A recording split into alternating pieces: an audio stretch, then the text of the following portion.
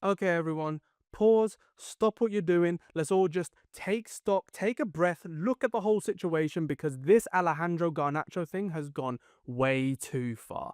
The amount of things I'm seeing on social media, either from fans or from outlets or reporters, really aren't painting the picture of what we need to be looking at when it comes to this kid. So I'm going to try and take away all the nonsense and focus on what we should be focusing on and to really just not drive a narrative, but to explain the situation in the clearest way possible because it is getting really murky at the moment for no good reason. And frankly, if you want to be a part of this conversation, you know to get in the comments, you know to like the video, but also get subscribed because this is where we have good, healthy, and good, solid communication with Manchester United fans on this platform and all the others. Like, we don't want to delve into the toxic crap. We don't want to delve into narratives. We want to just look at the facts and intersect all of these different things so that we can actually understand what we're seeing here.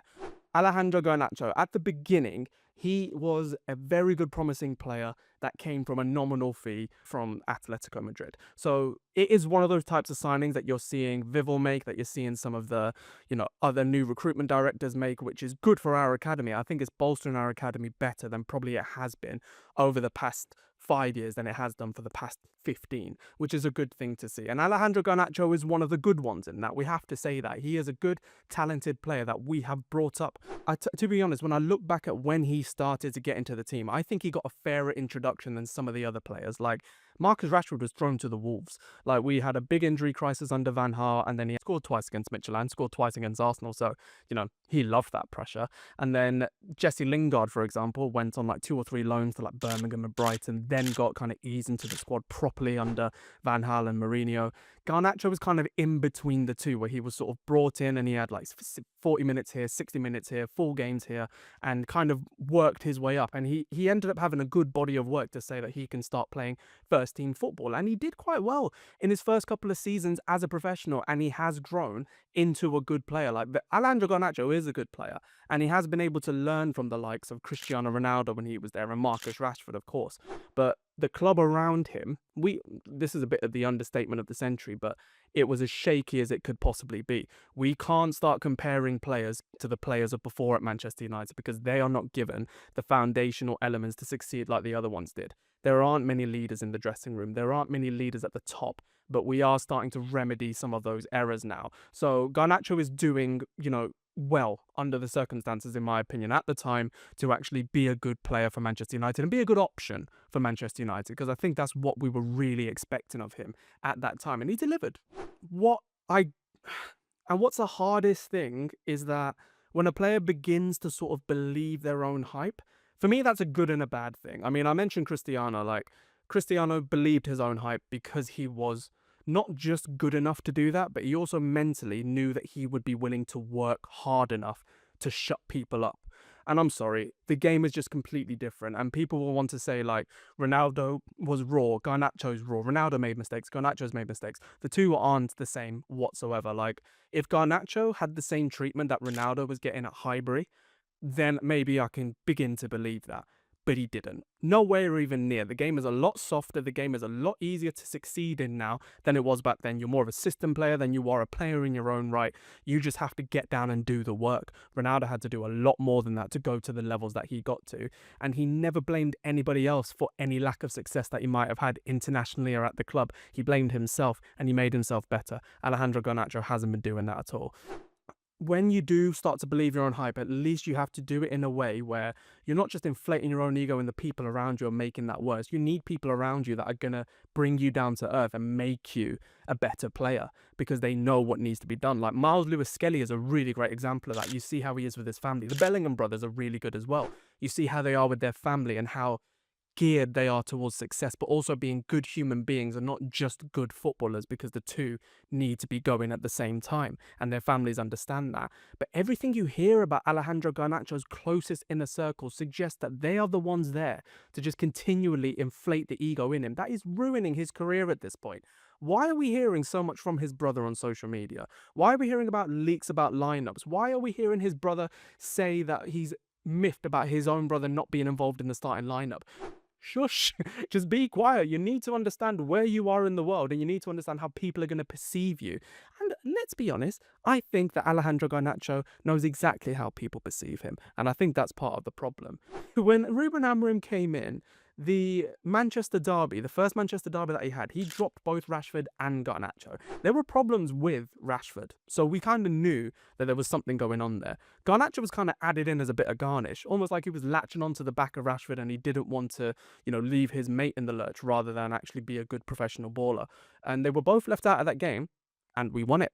So it was a good little win, I thought, at the time for the manager, and I still think it was a good win at the time as well. But since then, he did okay throughout the rest of the season, and that's kind of back in November. So he did well throughout the rest of the season, but he absolutely flattered to deceive. He wasn't great. Compared to his first 2 years, where I thought he was actually starting to get up there in terms of being one of the better players in his position, and certainly one of the best in Europe for his age group in that position, he definitely fell off a little bit in this season, and he didn't really do anything to improve that. His brother's still piping up on socials. I mentioned his other members of family. I mentioned himself as well. He's not in tune with how he should be acting on socials after a terrible season where, I'm sorry, you were on the pitch enough to change things. You didn't. You just didn't. And this is what annoys me most of all. It's like he almost gets to the end of the season thinking he didn't have enough of an opportunity to impose himself. Yes, you did. You just didn't do it enough. And there's nothing that we can do about that. We want, as Manchester United fans, to see you succeed more than anybody else. We don't care like if the goals aren't coming or if the assists aren't right there, but you got to give everything all the time, and you got to like give us some magic, and you got to give us whatever your kind of persona as a footballer is supposed to give us. If you're a hard worker in midfield, then you battle into people. But if you're a flashy winger, give us something. You didn't give us enough of that. The Europa League fallout for me kind of just typified everything about the kid. And I don't believe that the way he handled it is innocent. I believe that the way he handled that was knowing exactly what that was going to do. And I'm sorry, but let's be very clear. At Manchester United, we know a second can change a football game. Should he got more than 25 minutes? Was he more exciting when he came on? Yeah. Maybe, yeah. When I was at the game, I thought he should have maybe come on at half time. Cool, whatever. But you have to assess that. I mean, even like Sir Alex made that mistake with Messi in his final, like you're saying that we wanted to see, they made some changes at halftime, we wanted to see how the game progressed and then make changes. Ruben Amorim did exactly the same thing. I think that maybe with Kobbie Mainoo coming on for 2 minutes, that's the one that, if I'm Kobbie, I'm thinking maybe I should start saying something, but no, he's professional, got good people around and didn't say a thing. Garnacho actually had opportunities with the ball to do something. People are really looking at that game, and please go back and watch it, because people are really looking at that game thinking that he was here and the rest of the game was there. The rest of the game was about there. It was a terrible game of football. He was about there. He was just a bit better than what was around him. He wasn't brilliant in his own right. In any other game, he would have been just as anonymous as everybody else. So I'm not going to accept this idea that he should have been on the pitch longer than everybody else because of this, that. Because if it started the other way and he started the game and we could bring Ahmad on, I'd feel a lot more excited about that. How he's been acting behind the scenes, he didn't deserve to start. And there were players that deserved to start ahead of him in other areas of the pitch that didn't pipe up, and he shouldn't have been doing the same. Simple as that. And when he does that, and like I say, I was at the game and I'm seething as a Man United fan, but I'm there thinking I got it good. I got like good seats. I had a really good experience overall in terms of my trip in Bilbao, but there were fans that were sleeping on the ground. There were fans that were sleeping in bus stations, in airports, like bankrupting themselves for this game. And our player went in and said that. It's just so unnecessary, and it hurt me to hear that. And then a few weeks later, he's there wearing Rashford's shirt, like for Aston Villa, when Rashford's being touted with a move away. You hear how Rashford's talking about Manchester United now that he's left is nowhere near the type of disdain or the type of disrespect in which Garnacho has spoken about us since he's been here. And that's not okay. And I think it does get to a point where we have to really look at everything in its entirety when you look at the value of Garnacho. And only 2 days ago have we seen that apparently he's rejected a move from Bayern Munich or an approach from Bayern Munich. If that doesn't say where your head is as a footballer and what you want, then I don't know what is. Bayern Munich is one of the best proving grounds in world football for young talents to go to another level, to really get to the upper echelons of world football. And you pack that in order to go to Chelsea, who already are bereft of options in that position. He has 3 years remaining on his deal. He's only on 50k a week, and there's a World Cup year coming up. If he wants to be like this, Stick him in the reserves. I don't care. What's that going to do? 50k a week is no skin off anybody's nose. Get him out and put him somewhere else and banish him because he has acted like this. And he's acted in a way, I'm sorry, if you're working for any sort of employer, you talk about them in that way and you disrespect the people working there, you disrespect the people or the customers or the fans or whatever, you're probably going to get sacked. You're probably in breach of your contract. He's breached his contract in some way here, and you can tell that. So I'm not buying into this at all. The value is still there from a pure footballing perspective. Maybe if we're so desperate to get someone else, we might accept a low bid just to get some money in to get those over the line. But we shouldn't be doing that because this kid is the cause of his own problems. And now I think he's caused a bigger one for himself. It's now time for Manchester United to be like, you don't get to push us around. It's your fault that you're in this mess. You've made your bed, now you got to lie in it. And that's what I think the situation is. I think Garnacho just exacerbates me. He just annoys me. I'm probably going to make a longer form video on Jadon Sancho once we figure out where exactly he's going, because too much is happening with that to really be sure. But I'm upset with Jadon. I'm upset with Jadon. I'm upset with Alejandro because this is at a point where you could just join a new age with Manchester United. You could be good. You could be really good in this system. You could be a good player, but if you're going to let your ego stand in the way and then just force a move to Chelsea of all teams, looking at how they're run and looking at how they treat their players. But by the way, like if he goes there and he's not good within 2 years, they'll ship him out somewhere else. So if he wants to go there for that reason, then I don't really know what to say to him. But let me know what you think about Garnacho. I think overall my point in this video was that, yes, he's done wrong, but ultimately we're still dealing with people that we should be getting more money from.